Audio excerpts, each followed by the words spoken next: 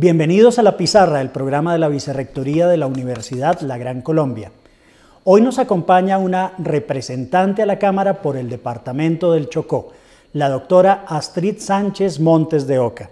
Ella proviene de una familia numerosa, 13 mujeres y 2 hombres, es la penúltima de esa familia. Sus padres, Rafael Sánchez y Luz María Montes de Oca, fueron maestros.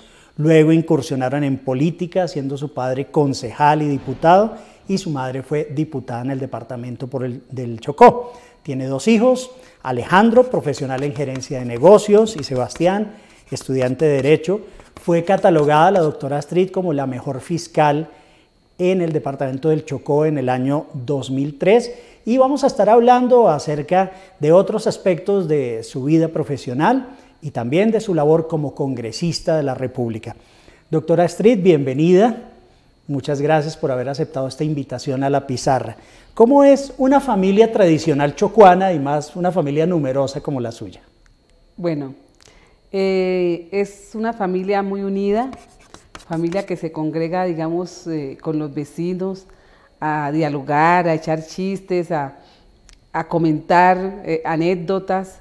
En tiempos pasados, digamos, en el Chocó no había energía, entonces se colocaba la gente como con su vela ahí en el andén de las casas a jugar muchos juegos infantiles. Uno decía que Jamie, jugábamos que a las rondas, mirón, mirón, mirón, etcétera. Había mucha unidad familiar entre los vecinos en el departamento del Chocó, hasta el punto que uno iba a visitar algún familiar y uno por respeto le dice a los mayores que tío, que con ese respeto, con esa camaradería, digamos así. Fue una niñez muy, muy, muy agradable, en paz. Ya después vino, pues, como ustedes saben, la violencia y se empezaron a dispersar, ya uno no salía a los paseos que normalmente se hacía familiar, pero gracias, digamos, volvió con lo de la firma de la paz. En algunos lugares del Chocó, digamos, cesó un poco la violencia y esperamos que podamos tener una paz estable y duradera para soñar en los tiempos de ayer, como tú decías, de cómo transcurrió la niñez y el tema familiar. ¿Y cómo se vive ese sentido, precisamente lo que hablamos ahorita, ese sentido y ese valor de la solidaridad entre una familia tan grande? Yo alguna vez fui en el año 97 y estaba la doctora Astrid pendiente de unas actividades y decía, teníamos que hacer los tamales y tenemos que hacer esto para ayudar los pasteles a los amigos, para esta campaña, para esta actividad. Entonces, así es, o sea, ya todo es un folclore. Casualmente existió, digamos, una visita del embajador de Indonesia en meses anteriores, y se quedaba maravillado de cómo era el Chocó y cómo era su gente. O sea, la gente es muy acogedora, es muy respetuosa, y eso es importante, ¿no? Y las actividades, como uno dice, uno hace muchas actividades, primero pues para la parte política, ¿no? De que vender los tamales, como ustedes dicen, nosotros decimos los pasteles que son de arroz, y las hojas esas de plátano. Y hace uno bingos y empieza uno a involucrar a la gente, digamos, en las actividades políticas y familiares. Y bueno, usted estudió Derecho en la Universidad de La Sabana. Alguna vez me dijo que era la primera chocuana que se había graduado allí. Sí. ¿Cómo fue eso de llegar a Bogotá desde Quibdó para estudiar en una universidad como esta? Bueno, mis hermanos estudiaron en la Libre. Entonces preguntaban que por qué no me iban a inscribir en la Libre. Y él decía que quería, pues, una universidad que, digamos, con unas connotaciones diferentes. Bueno, y fui, pero tuve como unos sinsabores, casualmente por el tema racial, ¿no? Sí fue la primera, digamos, en Derecho chocuana que me gradué en La Sabana. Había otro chico negro que se llama Adolfo Sinisterra, pero él es de Buenaventura.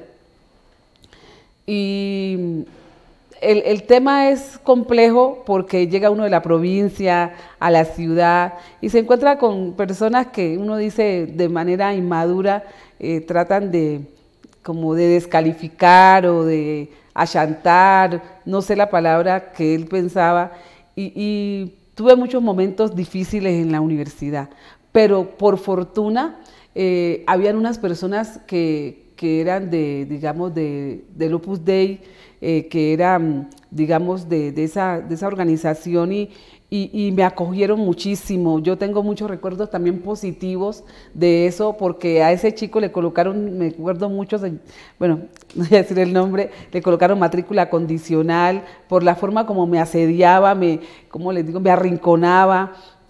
Yo no podía hablar porque empezaba a hacer bullas con los pupitres así como para que la voz mía se opacara. Entonces fueron momentos difíciles, pero a la vez conseguí mucho respaldo de los secretarios académicos. También un decano, el doctor Víctor Rodríguez. Víctor Rodríguez Gallón. Sí, sí, excelente persona, mejor dicho. La doctora Esther de Algarra. No, tengo unos recuerdos maravillosos, la doctora Diana Gómez, que la verdad sentí ese respaldo de la universidad, que no aceptaban, digamos, ese tipo de comportamiento, pero son cambios difíciles. Esto ha ido evolucionando, pero todavía existe ese tema, digamos, racial Y ese ruido o ese matoneo, en cierta forma, ¿se siente también en el Congreso? ¿Va a hablar la representante chocuana, hagamos ruido? Bueno, no, la verdad es que no, porque digamos allá en el Congreso está Colombia, está la representación de todas las regiones y es o sea, consigues de todo, como uno dice, como en botica, ya están los indígenas, están los afros, están la representación de todas las regiones de Colombia. Entonces ya le toca a uno, como uno dice, jugársela y mirar cómo va a sacar adelante, digamos, lo que se comprometió en campaña inicialmente y los sueños que uno tiene como tal para ayudar a su región. Usted se especializó en Derecho Procesal Penal, en Derecho Administrativo, pero su vida profesional comenzó en el municipio de Bagadó, en la Corporación Autónoma Regional del Chocó, Codechocó. Es una corporación de desarrollo sostenible. ¿Cuál es la riqueza del Chocó, que la desconocemos de pronto en el país, y cómo se ha afectado allí el desarrollo sostenible? Bueno, nosotros, hay una paradoja que dice que nosotros somos muy ricos en oro, en madera, en muchos recursos pues, naturales, mucho bosque y a la vez tenemos también muchas fuentes hidrográficas. Además, somos el único departamento de Colombia que está bañado por dos mares, el mar Atlántico y el mar Pacífico. Y decimos que nos falta mucho desarrollo, o no decimos, lo vivimos. Entonces, nosotros con todas, digamos, esas riquezas naturales que tenemos, ¿cómo podemos estar, digamos, todavía en un departamento tan subdesarrollado, ¿no?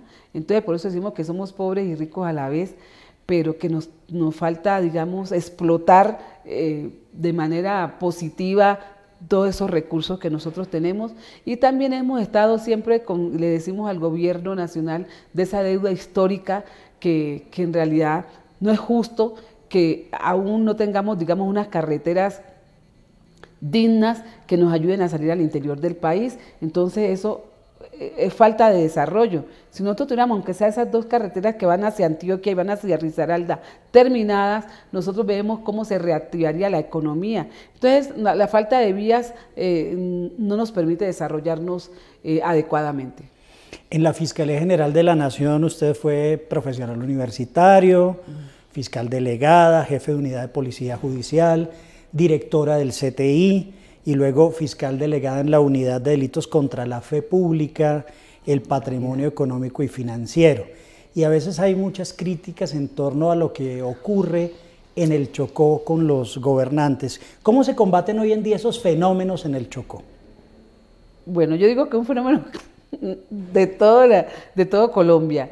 Nosotros nos quejamos de las instituciones, nos quejamos de la corrupción, y a veces yo digo que me duele cuando hablamos digamos, que habla de Guajira, Chocó, pero nosotros estamos en el interior del país y vemos la misma corrupción y decimos que no es justificación, o sea, no estoy justificando la corrupción, no estoy justificando los malos manejos, pero lo que quiero decir es que ese es unos sofismas a veces distractores porque hay, digamos, mayor corrupción a nivel, digamos, nacional, cuando hablamos de Odebrecht, cuando hablamos del Guavio, cuando hablamos digamos, de tanta, digamos, obras grandes que en realidad también hay corrupción, ¿cierto? Entonces nosotros lo que tenemos es que seguirle llamando la atención a nuestros jóvenes, a nuestra clase política, de que hagamos las cosas bien porque necesitamos mejorar el desarrollo de nuestro departamento, porque si tenemos corrupción hay atrasos. Cuando vemos esas obras inconclusas, cuando vemos esos elefantes blancos, entonces no es fácil administrar justicia, digamos, con esos comportamientos que nosotros decimos que tienen que venir desde la casa, de nosotros decirle a la gente que respete, digamos, las cosas de los demás, etcétera. En una ocasión nosotros les proponíamos al Contralor que por qué no hacíamos, digamos, un plan en que fuéramos a los colegios y le enseñáramos a los alumnos a respetar, digamos, estar en un parque, como si nosotros dañamos ese parque, estamos, digamos, también afectando el patrimonio económico del Estado, ¿no? Entonces, como en esas solas vivencias que tienen los jóvenes y tienen los niños, desde ahí nosotros podemos educar a la gente de que hay que respetar la cosa pública, que hay que cuidar la cosa pública y que nosotros en esa medida podemos ir enseñándole a la gente a tener menos corrupción. Usted también trabajó como jefe jurídica de la Universidad Diego Luis Córdoba, asesora de participación ciudadana en la Contraloría General de la República y asesora jurídica de una IPS, María Concepción. ¿Cuál es la fortaleza, hablando de esto de participación y de la Contraloría, cuál es la fortaleza o el déficit de participación de los chocuanos en el contexto nacional? ¿Por qué tiene que volver un gobernante la cara a los chocuanos como líderes y lideresas también que son para tenerlos en los primeros lugares del contexto nacional? Bueno, eso va como combinado con lo que tú me preguntabas, el tema de nosotros digamos, de la corrupción o el tema de participación. Nosotros casi no participamos, o me devuelvo y te digo, estamos orgullosos, digamos, de tener ahora una ministra de Ciencia y Tecnología, o una ministra que aunque no es chocuana, es negra, de Ministerio de Cultura. Y nosotros decíamos que qué bueno que un mandatario, un presidente tenga en cuenta, digamos, a los afros en esos espacios, digamos, de poder o en esos espacios de dignidad, y que ahí resalta la parte académica. Entonces, ¿cómo nosotros poder decirle a la gente, o sea, esos son como unos referentes positivos de decirle a la gente que sí se puede, que nosotros sí podemos participar a nivel nacional, digamos, en esos espacios y que tenemos que estudiar, que es importante, digamos, la educación para efectos de que no nos estigmaticen y que podamos tener esa participación a nivel nacional en esos espacios. ¿Por qué se presentó una brecha tan grande entre Nasli Lozano o Dorila Pereda de Mur, que fueron figuras representativas, entre otras, del liberalismo colombiano, como mujeres chocuanas, y esta generación hasta la cual se salta a la doctora Astrid Sánchez?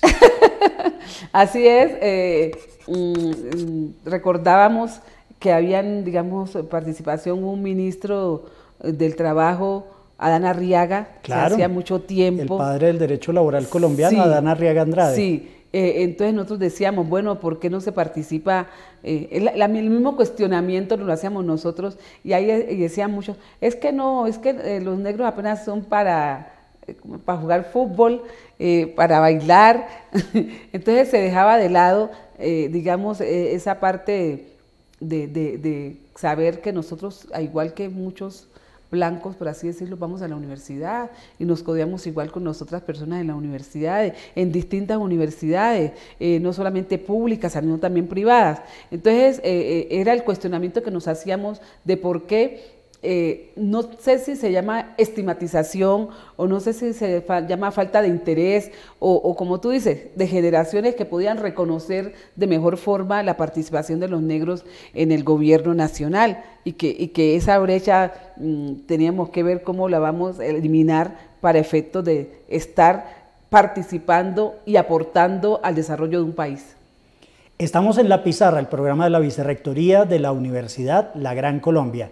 Síganos en nuestras redes, La Gran Colombia en Instagram, Twitter y Facebook.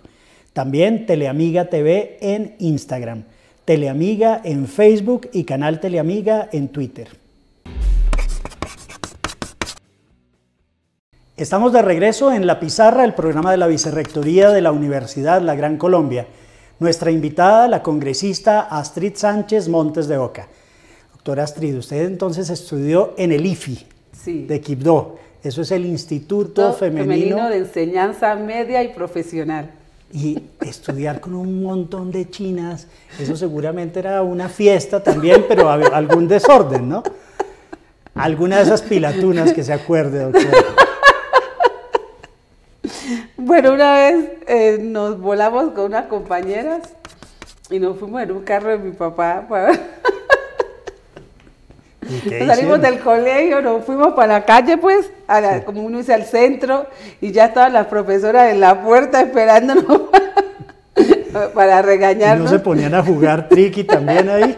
No, allá jugábamos, ese es lo que te decía Jamie, que es una, digamos, aquí se colocaban unas tapas de las de más o menos, que era con números y tal. Eso, las botellas, las tapas de la gaseosa. Sí. Las tapas Entonces, de la gaseosa uno, aquí. dos, ajá, tres, las tapas de la gaseosa aquí. 5 y aquel cielo. Ese es el cacao. Ese es el cacao que uno saltaba aquí estos números. El otro era el Jamie, que era con las tapas de gaseosa, que uno con la pelota lo tumba y ahí sale a correr y la otra persona le corre. El bate, que también uno tira la pelota y la gente va a ir a poncharlo a uno. ¿Y todos esos juegos tradicionales se conservan aún en el Chocó? Muy poco. Ya digamos, las tradiciones de eso ha cambiado por el tema del internet, el tema de las redes. Ya los chicos y los jóvenes no hacen sino estar concentrados en un computador o en un celular. Ya la gente para reunirse, para jugar es muy poco, y yo creo que eso tiene que volver. Sí, claro. Eso tiene que volver. Invito a sentarnos. Hablemos también de algunos de sus proyectos, doctora Astrid, porque le comentaba antes de empezar el programa precisamente que hay algunos congresistas que tienen como más publicidad que otros, y lo que se hace desde las regiones, por ejemplo, desde el Chocó, lo que se hace también por una congresista, mujer, afrodescendiente, chocuana, de pronto no tiene tanta prensa.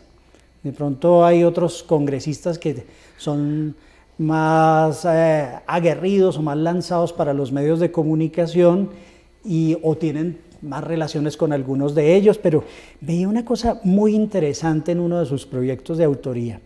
¿En qué consiste ese certificado de responsabilidad étnica empresarial? Bueno, tú dijiste algo que es muy cierto.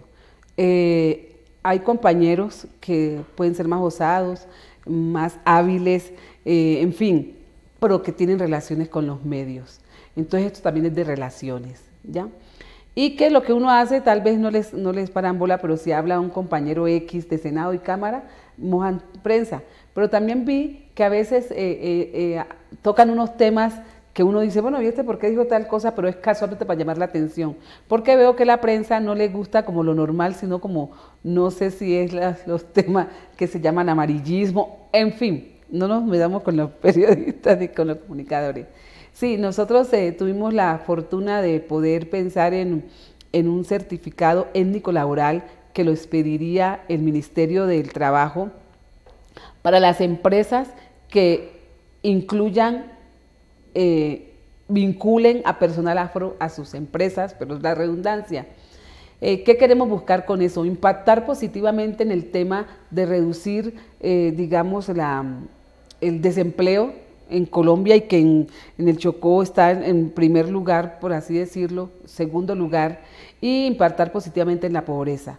No en una proporción mayor, sino que eso sirve. ¿Por qué? Porque vamos a tener afros, como lo hablamos anteriormente, en todos los estilos, en todos los espacios. Pueden ser técnicos, pueden ser, digamos, tecnólogos, pueden ser profesionales. Nosotros tenemos mucho magíster, tenemos muchos doctores en diferentes áreas y que eso va a ayudar a que esas empresas tengan unos beneficios casualmente porque vinculen personal afro donde ellos pues laboran.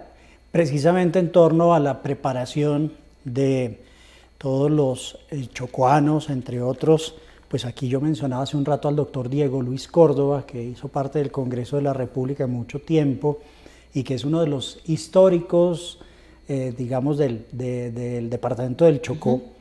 Al igual que lo fue nuestro profesor de la Universidad de la Gran Colombia, Antonio Copete Murillo, fue nuestro profesor de Derecho Constitucional muchísimos años. ¿Cómo avanza también otra de sus propuestas, la de la creación de la política de Estado del Fondo Especial para la Promoción de la Educación Superior de las Comunidades Negras? Bueno, vamos bien.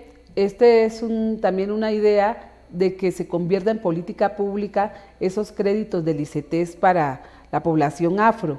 Y nosotros hablamos de política pública, ¿por qué? Para evitar que cualquier mandatario, cualquier ministro de educación que llegue, les dé por decir esto no va más, como lo que decían, como lo reformaron, lo de ser pilo paga. O sea, que nosotros no tengamos, digamos, esas desventajas que tengan, digamos, no sé si es los caprichos o las ideas innovadoras o buenas, digamos, de algún mandatario o algún ministro de educación. Entonces, es convertir en política pública, o sea, permanente, y que sea más de mejorar y no de disminuir, digamos, este tipo de cupos o beneficios que tengan, digamos, cuando tengamos los créditos para los afros. Uno de sus intereses también, por lo que he visto de su labor legislativa, ha sido el de la niñez. Precisamente hay un proyecto suyo que reglamenta el modelo para la atención y seguimiento de adolescentes y jóvenes que estuvieron bajo el cuidado del Instituto Colombiano de Bienestar Familiar y que quedaron sueltos después de cumplir la mayoría de edad. Dejar abandonados a esos hijos del Estado, ¿cómo podría solucionarse? Bueno, este tema de la niñez, de la juventud, es un tema muy sensible y máxime cuando nosotros vemos, como les decía, llegan, digamos, cada jefe llega como, no tanto con su cuadrilla, sino con sus ideas. Entonces, de mirar nosotros cómo vamos a proteger a esas personas que, como tú dices, cumplen esa mayoría de edad y no saben, no tienen un norte o no tienen una orientación o no tienen una persona, digamos, allí que uno pueda decir, pues no cuidar porque ya tiene la mayoría de edad, sino, digamos, qué orientación se le da para que su vida siga siendo, digamos, responsable, con compromiso y que sean unas personas de bien para el futuro.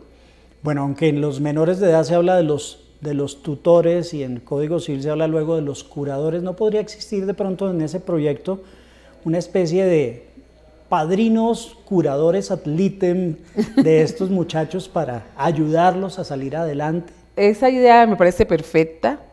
Casualmente, cuando estamos en esos proyectos siempre estamos prestos a escuchar a la gente y la gente que tiene experiencia. Y la idea es que existan esos padrinos, pero tenemos que mirar cómo hacemos la motivación para que la gente en realidad se interese por apadrinar, digamos, a estos jóvenes o a estas personas, que me parece maravilloso. Otra de las medidas de protección a la niñez y en general a la ciudadanía que usted ha liderado en el Congreso tiene que ver con ese proyecto sobre la fabricación, almacenamiento, transporte, comercialización, manipulación y uso de la pólvora. ¿En qué quedó esa iniciativa? Ya está avanzando.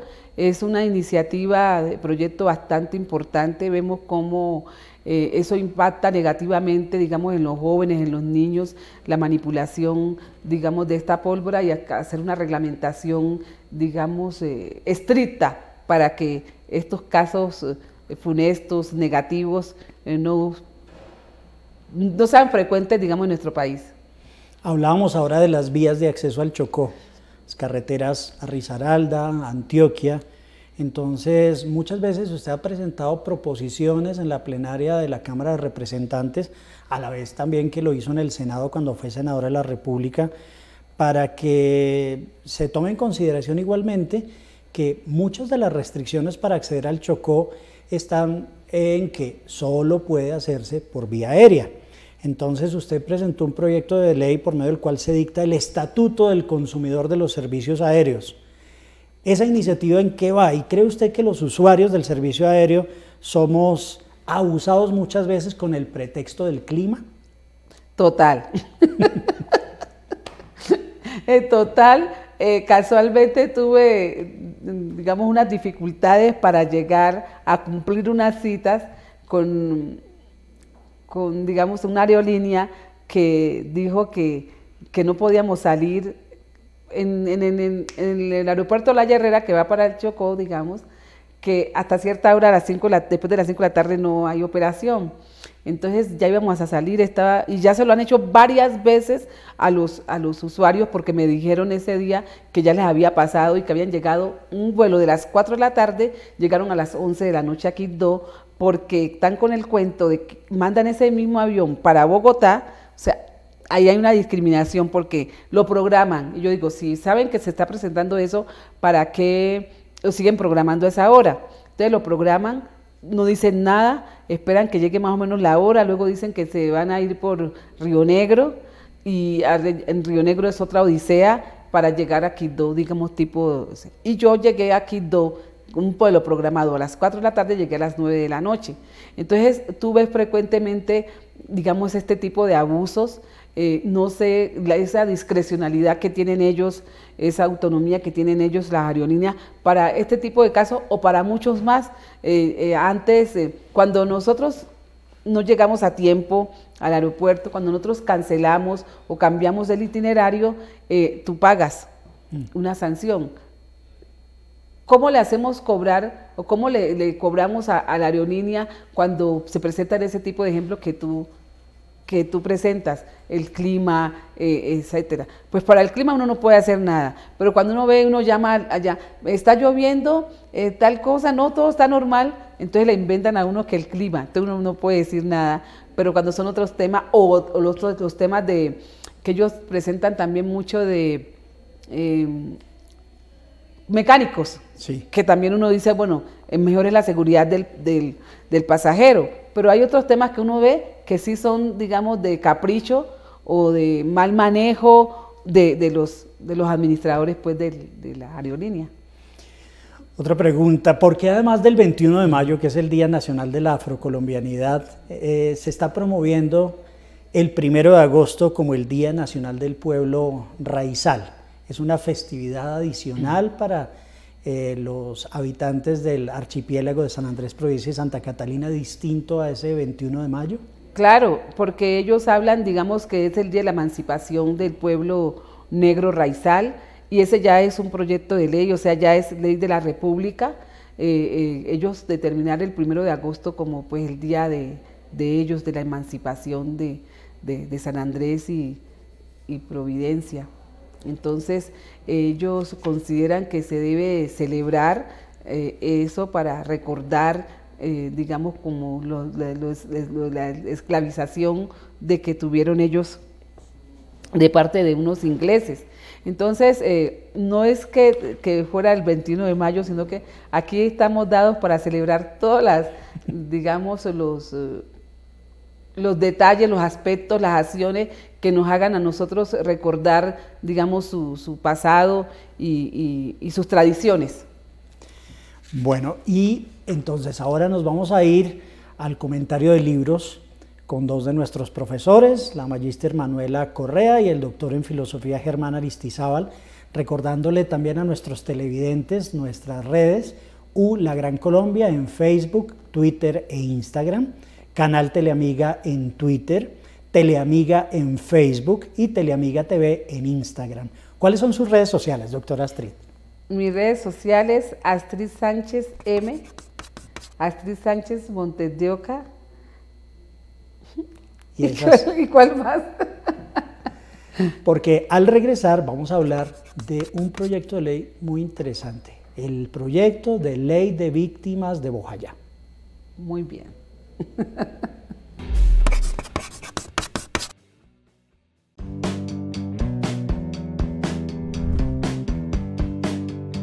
Hola amigos, bienvenidos a la sección de recomendación de libros. Mi nombre es Germán Aristizábal y yo soy profesor de la Universidad La Gran Colombia. Para el día de hoy les traemos el libro Una estrategia para la construcción de identidad desde la comprensión del territorio en el caso de estudio de Soacha, de la autora Andrea Viviana Reyes. Nosotros en la actualidad consideramos que nuestra identidad está marcada por nuestros gustos y por nuestras preferencias.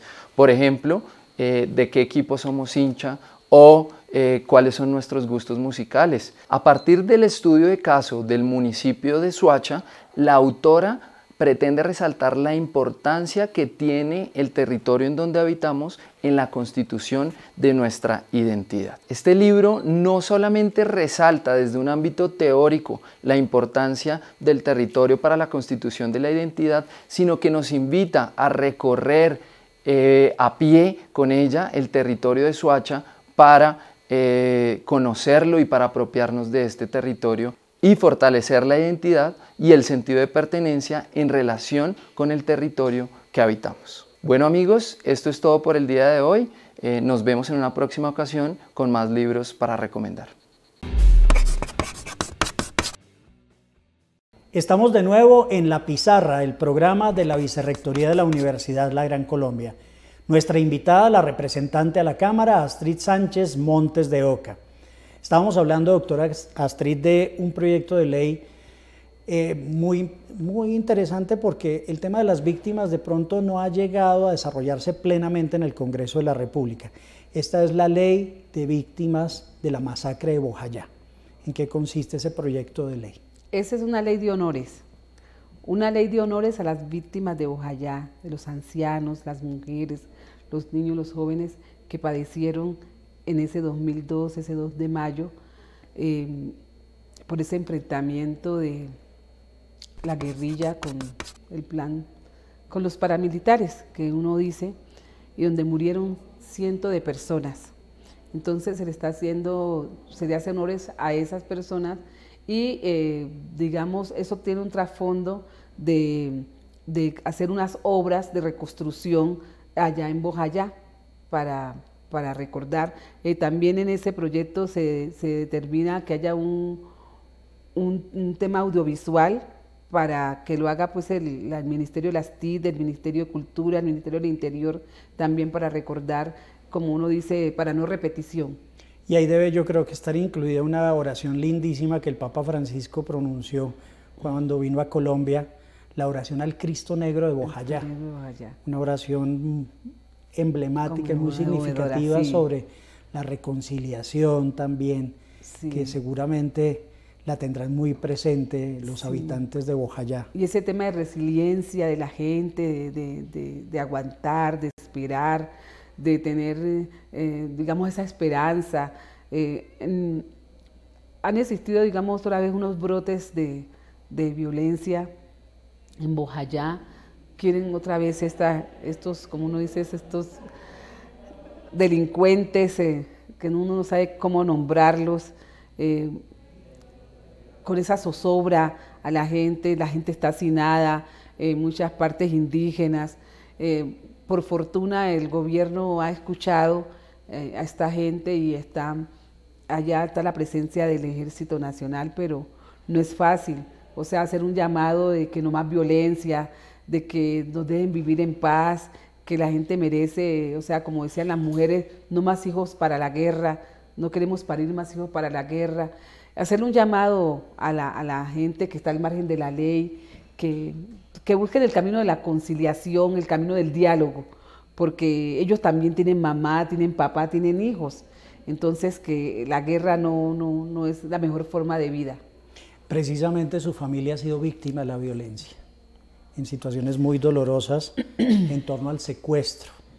Sí. ¿Cómo ha sido ese resurgir en cierta medida de una situación tan dolorosa que vivieron ustedes en una familia tan grande? Deja huellas muy negativas. Agradecerle a Dios que vinieron o volvieron vivos, pero esto es una cosa aterradora. No, es una tristeza grandísima.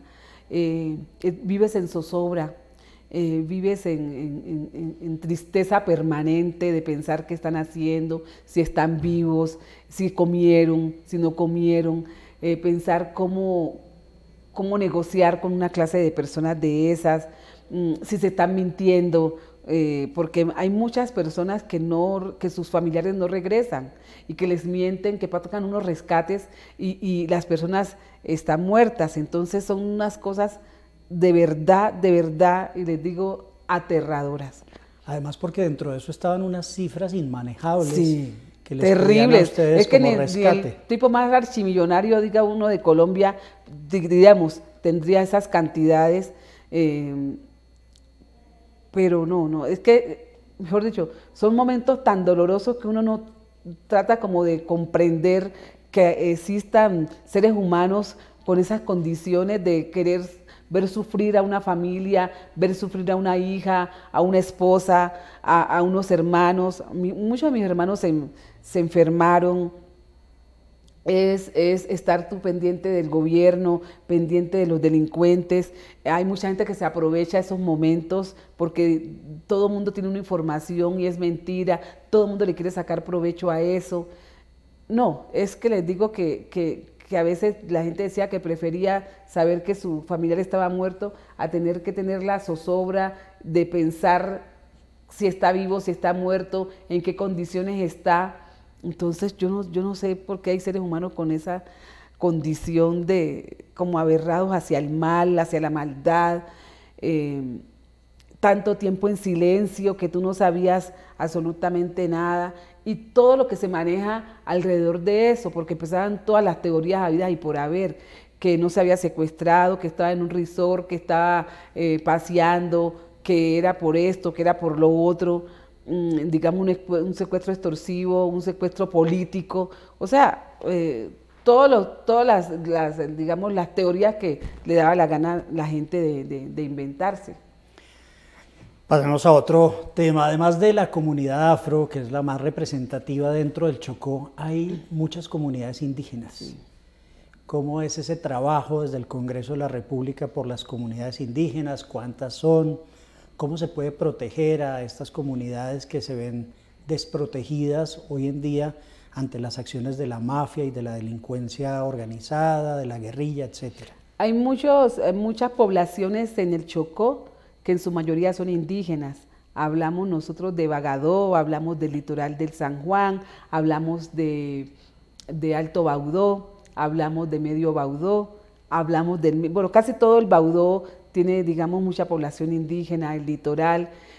Son, digamos, comunidades bastante desprotegidas también por el Estado y a veces está la confrontación de sus creencias, de sus creencias con el manejo normal, digamos, de la ley, etcétera.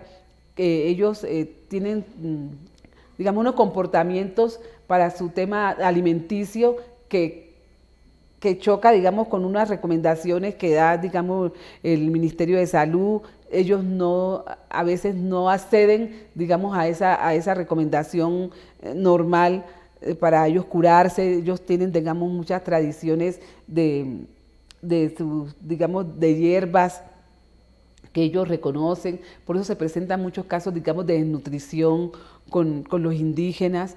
Pero ellos también han avanzado muchísimo en la evolución y tienen también unos representantes natos, digamos, como de representantes indígenas, senadores indígenas, pero en el Chocó hay demasiada, digamos, población indígena que se combinan pues con el tema afro. En su momento usted fue invitada por el gobierno de Barack Obama a los Estados Unidos y se empezaron a desarrollar algunas acciones internacionales en el marco de varios documentos y entre ellos en el 2019 también estuvo nuevamente en una reunión invitada, si no estoy mal, por la vicepresidenta de Costa Rica para trabajar los aspectos relativos al decenio internacional afrodescendiente. ¿Cuáles son esos retos? Bueno, tuve la fortuna de estar en Washington en un tema de las Naciones Unidas para hablar del decenio afro que declaró casualmente las Naciones Unidas en 2015-2025, y era para mirar cuáles son los avances que se habían hecho con el tema del decenio afro. Tengo que reconocer que no he tenido eco, estuve visitando varios ministerios para que hiciéramos varias actividades para efectos de promover el decenio afro, y era como una oportunidad que da la ONU para que se puedan desarrollar, digamos, el pueblo afro, temas de todo tipo, y no he tenido como eco, no tuve eco, y eso lo desanima a uno, porque yo digo que si nosotros, esas políticas que crea la ONU frente a algunos temas de niñez, de mujer, es casualmente eso, para darle ese empujón, digamos, a estos temas y cómo se desarrollan. Entonces, no hay eco de parte, digamos, de un gobierno que uno pide que tener la atención, que si tú en eso no mejoras, digamos, en esos 10 años, pues menos vas a mejorar en el tiempo normal que tiene uno, porque casualmente se declaran, digamos, esos decenios para algo, para mejorar en las condiciones de las mujeres, niños, jóvenes, temas de víctimas, en fin. Y se vive mucha polarización en torno a los temas étnicos en el Congreso de la República, ¿o si hay interés por sacarlos adelante? ¿Cómo te parece que en las legislaturas anteriores hubo un grupo de afros, tanto senadores como representantes de la Cámara? Estaba el doctor Dilton, estaba el senador Edinson Delgado, entre otros, y se creó la Comisión Legal Afro en el Congreso. Y es la fecha que nosotros, a pesar de que esta comisión está creada, existe, no vemos que se le haya dado como la connotación que se le da a la creación de otras comisiones legales. Tú ves que la Comisión Legal de la Mujer o la Comisión Legal de Cuentas u otras funcionan, como uno dice, a las mil maravillas.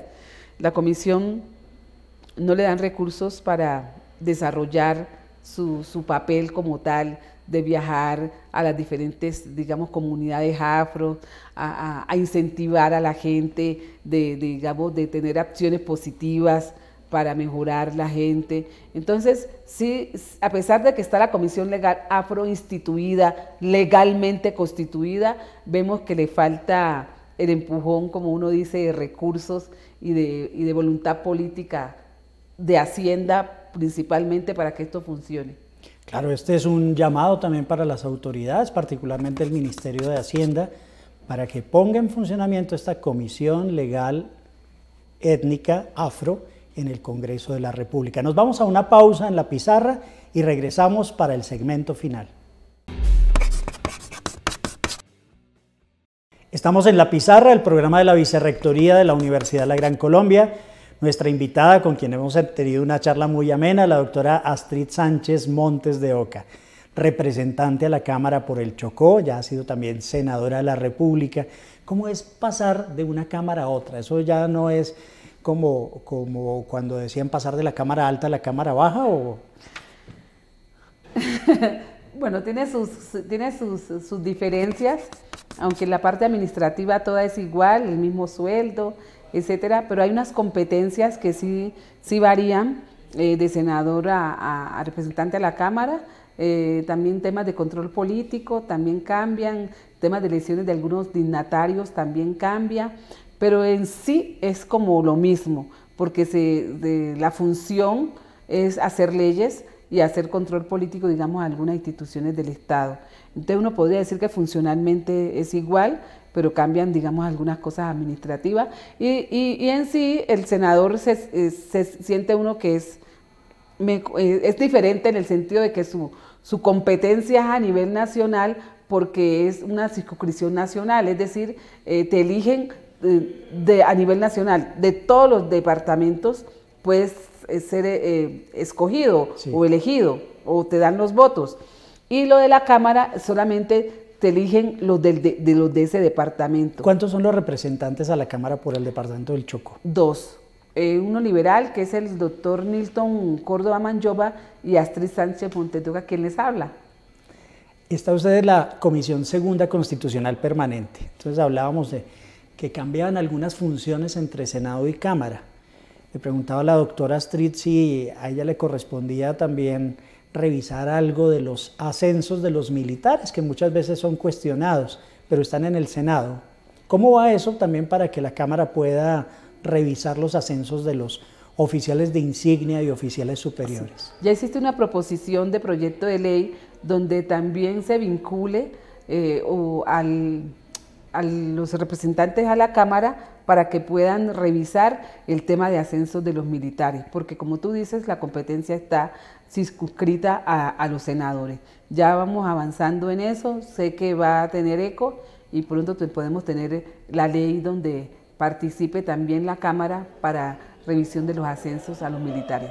Claro, porque también la Comisión Segunda Constitucional Permanente tiene sus delegados en la Comisión Asesora de Relaciones Exteriores, tiene una responsabilidad muy importante en todos los temas limítrofes del país, pero vamos a dejar hasta ahí el Congreso.